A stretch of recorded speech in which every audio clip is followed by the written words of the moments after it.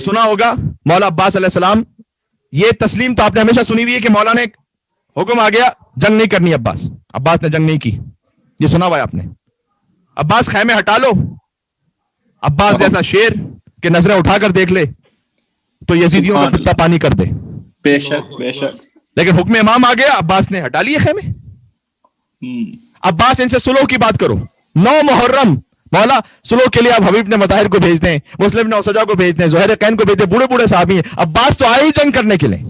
اللہ اکبر. کہ نہیں عباس تم جاؤ سلو کرنے کے لیے. اور پھر اس کے بعد حسین نے وہ جملہ کہا جو آج تک حرم ابوالفضل عباس علیہ السلام بین الحرمین عباس کے سینے پر گویا تمغے کی طرح حسین نے عطا کیا ہے کہ ارکب، اے عباس سوار ہو جاؤ اور جاؤ ان سے سلوح کی بات کرو. بے نفسی انت یا اخی، اس لیے کہ حسین کی جان تجھ پر قربان ہو جائے. سبحان اللہ سبحان اللہ سبحان اللہ. عظمت عبد الصالح مولا عباس علیہ السلام صلوات اللہم صلی علی محمد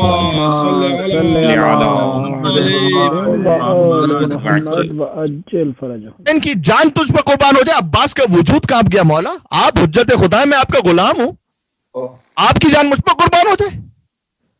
بس عباس کے لیے پھر سہل ہو گیا، جا کے سلوح کی بات کر کے آ جانا.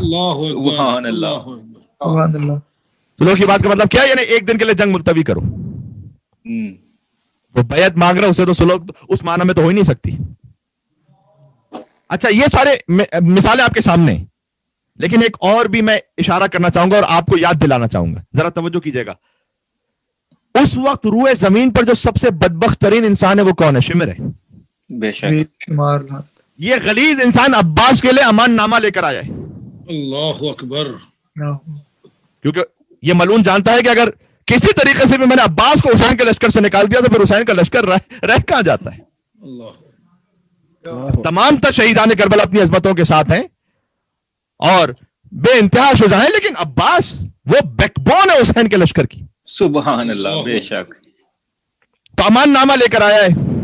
اچھا مجھے بتائیے گا، مولا عباس علیہ السلام وہ تو تالی تلوے عصمت ہے، یعنی عصمت کبرا کے ساتھ کی منزل ہے. ایسے رفقت کے جہاں سرحد عصمت مل جائے اور 2 قدم آگے بڑھے اور امامت مل جائے. سبحان اللہ سبحان اللہ سبحان اللہ. یہ عباس سبحان اللہ. بے شک. سبحان اللہ سبحان. ان کے مقام رفعت کو تو میں تو اپنی بات کر رہا ہوں، ہم اور آپ اپنی سطح پر ہوتے کیا اس غلیظ انسان سے ہم بات بھی کرنا چاہیں گے نہیں ایسے موقع پر؟ سبحان نہیں. اللہ. لیکن حسین کا حکم آ گیا کہ عباس جاؤ سن لو کہ کیا کہہ رہا ہے.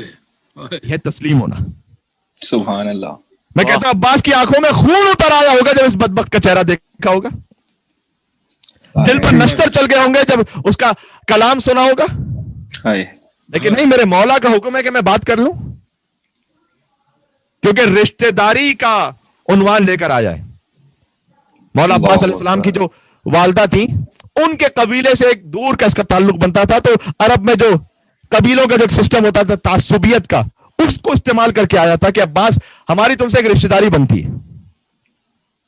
میں کہتا ہوں کہ شمر ملعون جیسا بدبخت انسان بھی رشتہ داری کا نام لے کر آیا تھا، تو حسین نے کہا تھا کہ عباس ذرا بات کر لو. یہاں تو سگے بہن بھائی آپس میں بات کرنے کو تیار نہیں ہوتے. سبحان اللہ سبحان اللہ. کتنے ایسے گھرانے ہیں کہ 20 سال گزر گئے، بھائی نے بھائی سے بات نہیں کی، بہن نے بھائی سے بات نہیں کی ہے، پھوپھی سے بات نہیں کی ہے، ماموں سے بات نہیں کی ہے. کیوں؟ اس وقت ہماری شادی کے معاملے میں اس نے یہ کر دیا تھا اور اس نے ہمارے ساتھ 20 سال تک. یہ مومنوں کی میں بات کر رہا ہوں. حسین نے کہا بس بات کر لو. کیا کہنا؟ حسین کا اخی بھی ہے، حسین کا غلام بھی. سبحان اللہ سبحان اللہ. سچے بھائی پر ہزاروں سلام. حسین کا اخی بھی ہے، حسین کا غلام بھی، حسین کی سپر بھی ہے، تیر بھی، حسام بھی. حسین کی زرہ بھی ہے، قما بھی ہے، سحام بھی. حسین حکم دے اگر تو شمر سے کلام بھی. سبحان اللہ سبحان اللہ. کیا کہنے، کچھ بھی کہہ لیں حسین حکم دے اگر تو شمر سے کلام بھی، وگرنہ وہ کجا امیر لشکر حسین. سبحان اللہ سبحان اللہ اللہ سبحان اللہ. لیکن امامت کے سامنے تسلیم ہے. عزیزوں یہ کچھ باتیں تھی کہ آج عرض ہو گئی. ایک خود صلہ رحمی کے حوالے سے بھی آخر میں بات آ گئی.